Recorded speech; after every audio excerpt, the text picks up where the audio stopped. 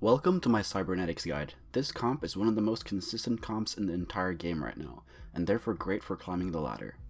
We will talk about the build, what items you make, how to play the early, mid, and late game.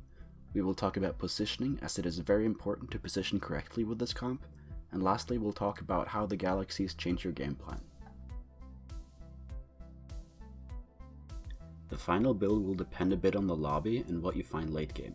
But at level 8, you're on 6 Cyber plus Shen, Ezreal, Wukong, or Thresh.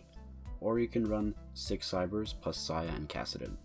If you make it to level 9, you always run 6 Cybers plus Thresh, and then you add in either Kale MF, or you add in Shen plus Wukong or Ezreal. If you don't find Echo, you want to play some form of 3 Cyber, 3 Blade Master board with Irelia carry. The important thing here is that you can't take out the 3 Blade Master trait. You always need that if you want your Irelia to carry. We will talk more about what you do if you don't find Echo and what specifically to add in at level 8 and 9 later.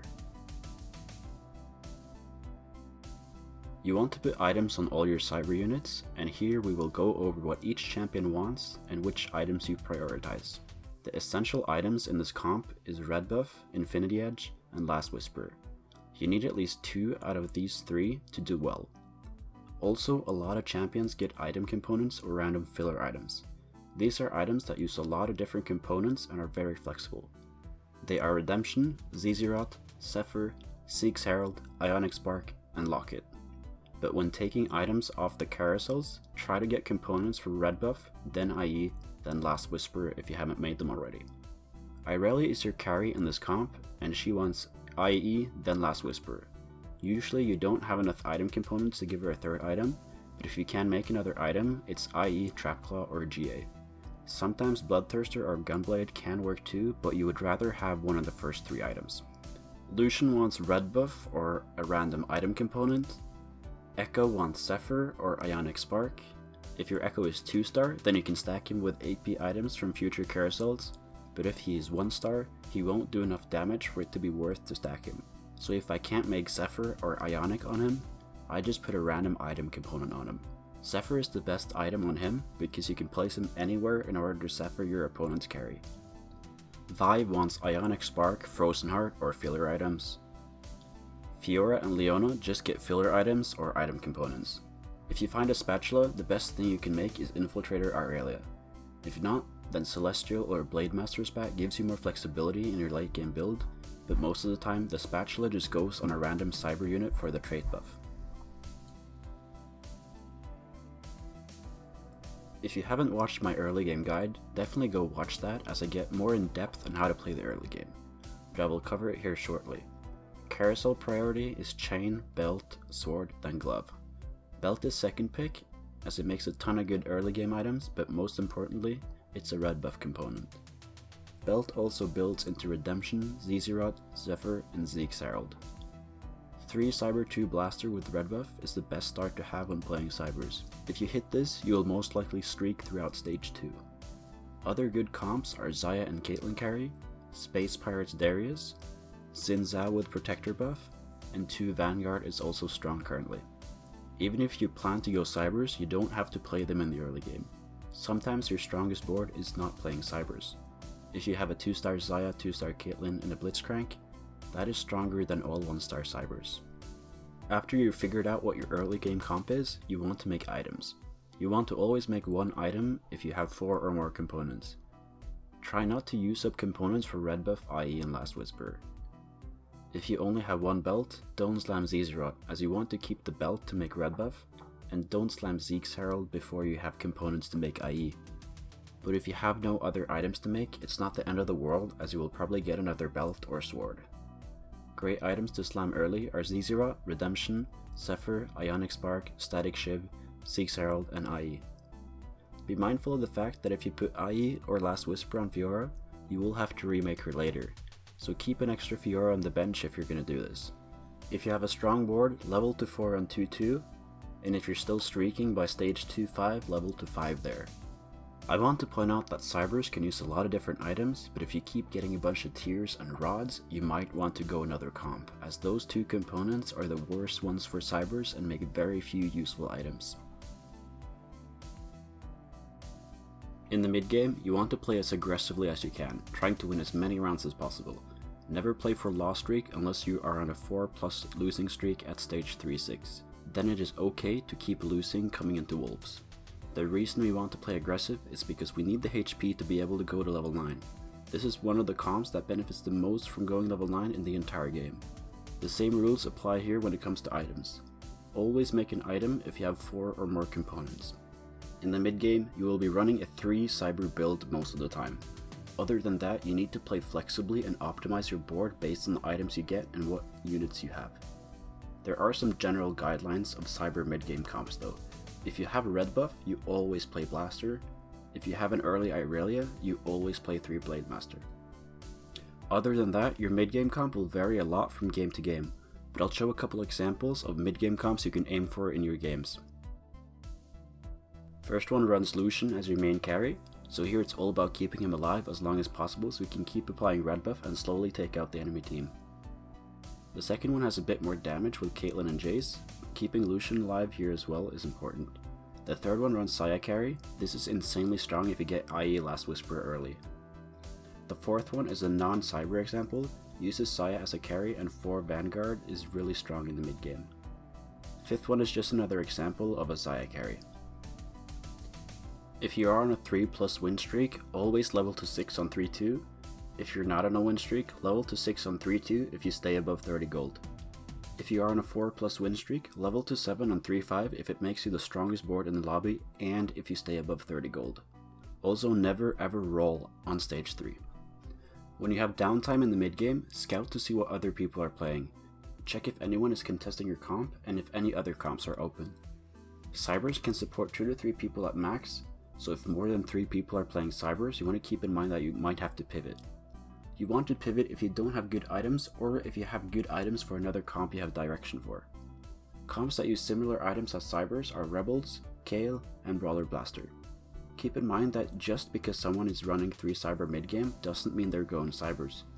You want to look at their items to see what comp they're going. I want to add that if you have really good Cyber items, I'd advise not to pivot and just stick with Cybers. After Wolves, you should be 100% sure what comp you're playing. We start on stage 4-1 by leveling to 7. If you are below 40 HP on stage 4-1, roll until you find Irelia 2-star and build a 3 Cyber 3 Blade Master comp around her to stabilize. If you are above 40 HP, you want to play your strongest board until stage 4-3 where we will level to 8. Here you need to decide whether to roll or do a fast 9. This depends on the relative strength of your board and your all around HP and gold amount. If you fast 9, you generally want to level on stage 5-2 or 5-5, so you need to evaluate if you can afford to greed and wait 3 to 5 rounds. This can be a little risky as most other people are rolling and making their board stronger while yours don't improve. I would advise to fast 9 every time you have the opportunity though, as it is a lot easier to hit Echo and you can put in Thresh for Mana Reaver. If you roll on 8, your board should be 6 Cyber plus Ezreal Shen. If you don't have red buff on Lucian, cut Ezreal and add in Wukong. If you have no defensive items on Irelia and she is most of your damage, adding in Saya Castellan for Celestial and Mana Reaver is also a solid option. Whenever I roll at 8, most of the time my board ends up with 6 Cybers plus Ezreal and Shen. If you didn't find Echo after rolling, you need to play your strongest board, which is typically a 3 Blade Master 3 Cyber board with Chronos or Celestials. Don't sit with 5 Cybers on the board when you can play something better. Even though you didn't find Echo, you still might be able to go level 9. If not, then save up gold and roll again on 5-1 to find Echo. At level 9, you add in Thresh and you can choose to run Kayle MF if they are 2-starred and you need magic damage, or you run Shen plus Ezreal or Wukong. You also cut Celestials at level 9 as the fights get a lot more explosive and are over quicker. If you get a Fawn, play 4 Chrono at 9, or Kayle MF plus 2 Chrono. Once you level to 9, roll down to hit everything. Go to 0 if you have to. Late game, you don't care that much if Leona, Fiora, and Lucian are still 1-star, as they are just cyber trait enablers at this point in the game. If you're playing Thresh, you want to have your bench filled with CC. So if you have a Fiora 1-star on your bench or another unimportant unit, you need to just sell it. I'll show a tier list of best Thresh pulls, but in a perfect world, your bench is filled with a Lulu 2 plus more Thresh. Thresh pulling a Thresh is really good as you get another unit on the board, and the Thresh instantly casts as he gets extra mana from the previous Thresh ult. After your bench has been pulled in, you want to buy more units in your shop to get pulled in. Positioning is really important as Irelia is your main damage. If she gets stunned or stuck on a Shen at the start of the fight, you instantly get put in a bad spot. Irelia's worst enemies are Kassadin, Shen, units with Trapclaw or Bramblevest, and if you couldn't make a Last Whisper, then Vanguards are a problem as well. We will go over some basic positioning with this comp, then I'll show some examples of some more in-depth positioning strategies. Basic positioning with this comp looks like this, where you split up Thresh and Irelia so they apply Mana Reaver to 2 different targets. If a player has 1 or more Trapclaws, Frontline Echo to make him ult faster. This is because his ult pops all the Trapclaws and then Irelia can attack them without getting stunned. You put Vi on the opposite side of where the enemy carries are so that her ult targets them. If you really need Thresh to pull in more than 1 unit, put him on the second row. But most of the time, you want him to take some damage to ult faster and get in that Lulu too. If you're running KLMF, put them on different sides. If you're against mech, frontline Irelia if the mech has no Bramblevest. If the mech has Bramblevest, then backline her to deal with the infiltrators. Now we move over to some more in-depth positioning examples. On the first opponent, I want my Irelia just to the right of the Kassadin. This is because he is 1 star in this case. I can't position her in the middle as she might attack the Jarvan and proc his Trapclaw, causing her to get stunned. And I can't position her on the left side as Shen is there. If Kassadin was 2 star, I would have to position like this, as he usually is tanky enough not to die to Irelia before he gets his ult off. But 1 star Kassadin usually gets 1 shot. Against the second guy, I want to avoid Jace 3 at all costs, as his ult will most likely 1-shot my Irelia. And I want to avoid the Lux hitting my Irelia as well. Therefore, I place my Irelia to the right side of Mordekaiser. This way, she dodges the Lux ult, and she gets as far away from Jace as possible.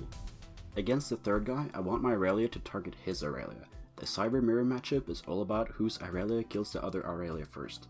Therefore, I want my Irelia on the very left side. She will kill Shen since he is a 1 star, and then she will target the enemy Irelia. The enemy Irelia will waste time walking up trying to focus one of the 2 units to the right of my Irelia. This way, my Irelia doesn't take any damage and his Irelia gets 1 shot and gets put into GA. Against the fourth guy, I need to take down the Poppy as she is the biggest threat. Mana Battery Sona will heal them a ton, so she needs to be bursted down. Irelia is the only one that can do this on my team. The other big threats are the TF and Ahri, therefore I position 3 units on the front row left side to take initial aggro, and then have them tank both auto attacks and spells from my enemy team. I put my Irelia on the middle of the first row so she takes aggro from Poppy and Soraka. I want my Irelia to take a little bit of damage so she doesn't get targeted by the Zoe ult.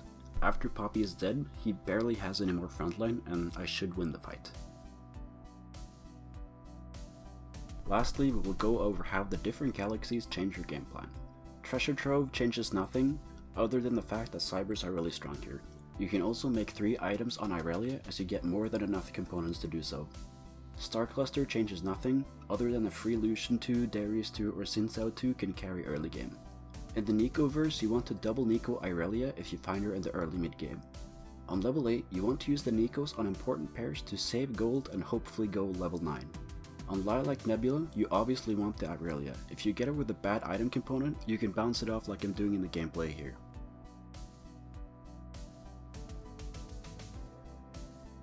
On Medium Legends, you always want to try and fast 9 unless you are 50 HP or lower on stage 4-3. If lower than 50 HP, level to 8 and roll on 4-3. If you're fast 9ing, level to 9 on 5-2 or 5-5. Their Super Dance Galaxy is getting changed with patch 10.10. They are changing it so everybody gets a Fawn on stage 3-1 instead of on level 5. This galaxy doesn't affect you other than you can fit 4 Chrono or KLMF at level 9. If you're still on patch 10.9, always level to 5 on stage 2-5. On the trade sector, everybody's board are a lot stronger. Keep this in mind when you're evaluating the relative strength of your board. You can also go for Irelia 3-star if you're uncontested. Thanks for watching the video. If you learned something, please hit the like button and subscribe to the channel. If you have any questions or feedback, please leave it in the comments as I'm always looking to improve my videos. Other than that, I'll see you in the next video and goodbye.